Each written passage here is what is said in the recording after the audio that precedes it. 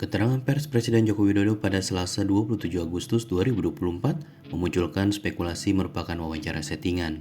Salah satunya terlihat pada mic yang tidak dilabeli identitas perusahaan media massa seperti yang umumnya terjadi. Hal lain tidak terdengar wartawan yang biasa berdesakan dan suara yang saling bersahutan mengajukan pertanyaan kepada Jokowi. Dalam tayangan video itu, Jokowi memberikan keterangan perihal aksi demonstrasi menolak pengesahan RUU Pilkada oleh DPR. Ia memuji langkah cepat DPR membatalkan pengesahan tersebut. Presiden pun menagih langkah cepat DPR dalam membahas RUU perampasan aset tindak pidana. Adapun Deputi Protokol dan Media Sekretariat Kepresidenan Yusuf Permana membantah tudingan bahwa istana disebut berpura-pura atau melakukan wawancara settingan bersama Jokowi. Yusuf berucap tidak ada gimmick, apalagi settingan. Dirinya menyebut hal itu dalam rangka memberikan keterangan pers. Peneliti dari Pusat Studi Anti Korupsi Universitas Mula Warman, Herdiansyah Hamzah, mengatakan pernyataan pers Presiden Jokowi yang mendesak pembahasan RUU perampasan aset hanyalah pengalihan isu revisi Undang-Undang Pilkada yang ditolak masyarakat beberapa waktu lalu.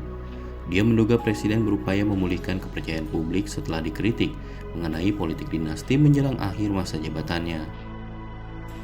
Herdiansyah menyebut draft RUU perampasan aset sudah lama ada bahkan sebelum Jokowi menjadi presiden. Bila ada kemauan politik, Jokowi seharusnya mendorong pengesahan RUU perampasan aset jauh-jauh hari. Apalagi partai pendukung Jokowi mayoritas di parlemen. Peneliti dari Forum Masyarakat Peduli Parlemen Indonesia, Lucius Karus, mengatakan Jokowi banyak dihujani kritik karena revisi Undang-Undang Pilkada dan pembiaran politik dinasti. Ia menduga Jokowi kini berupaya membalikkan citra tersebut. Lucius berujar pilihannya memperbaiki citra dengan mendengungkan pembahasan RUU perampasan aset.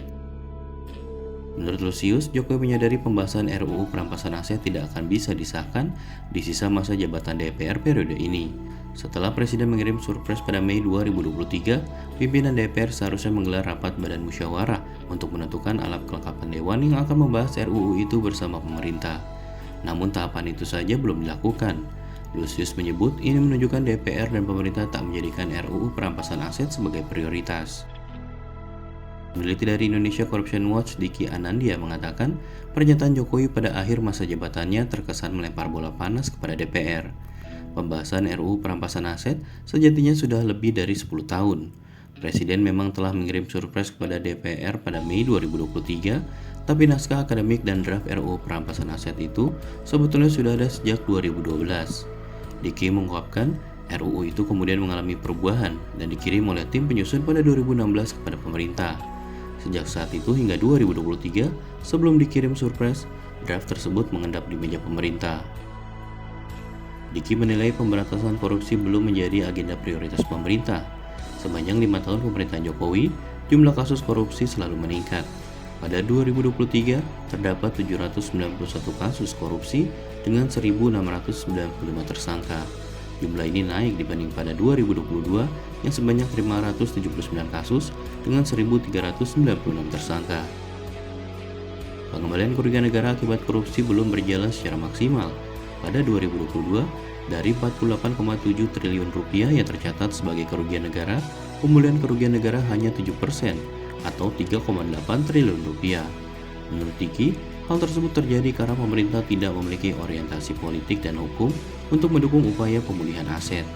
Pemerintah dan DPR juga tidak berkomitmen mendorong percepatan pembahasan dan pengesahan RUU perampasan aset. Diki berujar, bukan hanya DPR yang menghambat, tetapi pemerintah juga.